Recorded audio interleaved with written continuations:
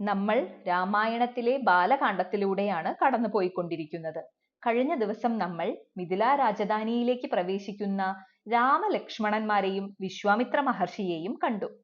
വിശ്വാമിത്ര മഹർഷിയും രാമലക്ഷ്മണന്മാരും അവിടെ എത്തിയിരിക്കുന്ന വിവരം അറിഞ്ഞ് ജനക മഹാരാജാവ് സപരിവാരം വിശ്വാമിത്ര മഹർഷിയെയും കുമാരന്മാരെയും സ്വാഗതം ചെയ്തു. വളരെ ബഹുമാനത്തോടെ അവരെ സ്വീകരിച്ച് ആലവട്ടവും വെൺചാമരയും എല്ലാം വീശി അവരെ സിംഹാസനത്തിലിരുത്തി അവർക്ക് എല്ലാവിധ പൂജകളും ചെയ്ത് അവർക്ക് ആഹാരപാനാദികളെല്ലാം കൊടുത്ത് അവരെ സന്തുഷ്ട ചിത്തരാക്കി.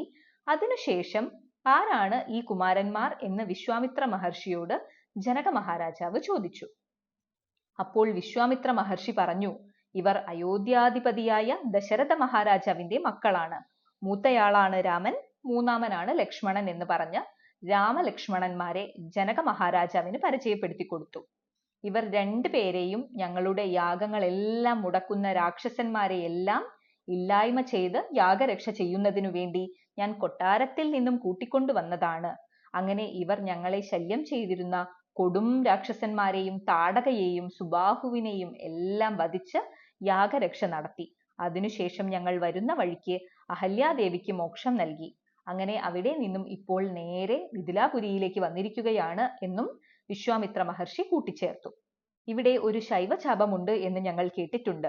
ആ ചാപം ഒന്ന് കുമാരന്മാർക്ക് കാണിച്ചു കൊടുക്കുന്നതിനു വേണ്ടിയിട്ടാണ് ഞങ്ങൾ ഇങ്ങോട്ട് വന്നത് എന്നും വിശ്വാമിത്ര മഹർഷി പറഞ്ഞു. ജനകരാജാവിന്റെ അതിസുന്ദരിയായ പുത്രിയാണ് സീത.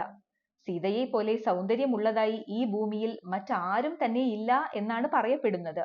അങ്ങനെയുള്ള തന്റെ പുത്രി സീതയ്ക്ക് വരനെ ലഭിക്കാൻ ജനക മഹാരാജാവ് ഒരു പരസ്യ വിളംബരം നടത്തിയിരുന്നു. അതായത് ആരാണോ ആ ശൈവചാപം കുലയ്ക്കുന്നത് ആ വ്യക്തിക്ക് തന്റെ പുത്രി സീതയെ വിവാഹം കഴിപ്പിച്ചു നൽകും എന്നായിരുന്നു അത്. അങ്ങനെ ധാരാളം ആളുകളും രാജാക്കന്മാരും എല്ലാം ഈ വിളംബരം കേട്ട് വില്ല് കുലയ്ക്കാൻ വന്ന് പരാജിതരായി മടങ്ങിയിട്ടുണ്ട്. ആർക്കും തന്നെ ഇതുവരെയും ആ വില്ല് കുലയ്ക്കാനായി സാധിച്ചിട്ടില്ല. അത്ര മഹത്തായ വില്ലാണ് അത്. ഇത് കേട്ടപ്പോൾ രാമന് ആ വില്ല് കുലയ്ക്കാൻ ഒരാഗ്രഹം തോന്നി. കുമാരന്റെ ആഗ്രഹം കേട്ടപ്പോൾ അതീവ സന്തോഷത്തോടെ ജനക മഹാരാജാവ് തന്റെ കിങ്കരന്മാരോട് ശൈവചാപം എടുത്തു കൊണ്ടുവരാൻ പറഞ്ഞു.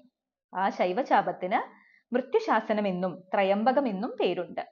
അങ്ങനെ 5000 ഭടന്മാർ ചേർന്ന് ആ മഹത്തായ ശൈവചാപം എടുത്തു കൊണ്ടുവന്നു.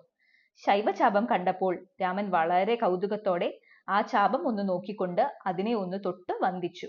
അതിനുശേഷം വിശ്വാമിത്ര മഹർഷിയോടും ജനക മഹാരാജാവിനോടും മറ്റു സദസ്സിൽ സന്നിഹിതരായിരിക്കുന്ന എല്ലാവരോടും വളരെ വിനീതനായി ഈ വില്ല് ഞാനൊന്ന് കുലച്ചോട്ടെ എന്ന് രാമകുമാരൻ അനുവാദം ചോദിച്ചു. എല്ലാവരും രാമന് അതിന് അനുവാദം കൊടുക്കുകയും അനുഗ്രഹിക്കുകയും ചെയ്തു. അങ്ങനെ രാമൻ കുലയ്ക്കാനായി ആ വില്ലെടുത്തു.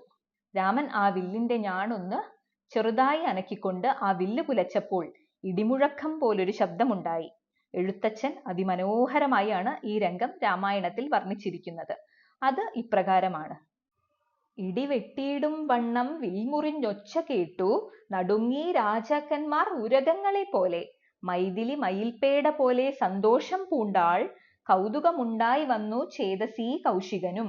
മൈഥിലി തന്നെ പരിചാരികന്മാരും നിജമാതാക്കന്മാരും കൂടി നന്നായി ചമയിച്ചാർ. സ്വർണവർണ്ണത്തെ പൂണ്ട മൈഥിലി മനോഹരി സ്വർണഭൂഷണങ്ങളും അണിഞ്ഞു ശോഭയോടെ സ്വർണമാലയും ധരിച്ചാദരാൽ മന്ദം മന്ദം മർണോജന നേത്രൻ മുൻപിൽ സത്രപം വിനീതയായി വന്നുടൻ നേത്രോൽപലമാലയും ഇട്ടാൾ മുന്നേ പിന്നാലെ വരണാർത്ഥമാലയും ഇട്ടിടിനാൾ. എത്ര മനോഹരമായിട്ടും കാവ്യാത്മകമായിട്ടുമാണ് എഴുത്തച്ഛൻ ഇത് രചിച്ചിരിക്കുന്നത്. ഇതിൽ പ്രധാനമായും 2 ഉപമകളാണ് ഉള്ളത്. ഞാണൊലിയുടെ ശബ്ദത്തെ ഇടിമുഴക്കമായിട്ടും രാജാക്കന്മാരെ ഉരകങ്ങൾ അഥവാ പാമ്പുകളുമായിട്ടുമാണ് ഉപമിച്ചിരിക്കുന്നത്. ഇടിമുഴക്കം പാമ്പുകൾക്ക് പേടിയാണ്. കാരണം പാമ്പുകളുടെ മുട്ടയെല്ലാം പൊട്ടിപ്പോവും ഇടിമുഴക്കത്തിൽ. അതുപോലെ ഇവിടെ ഞാണൊലി കേട്ടപ്പോൾ രാജാക്കന്മാർ ഉരകങ്ങളെ പോലെ ഭയപ്പെട്ടു എന്നാണ് എഴുത്തച്ഛൻ വർണ്ണിച്ചിരിക്കുന്നത്.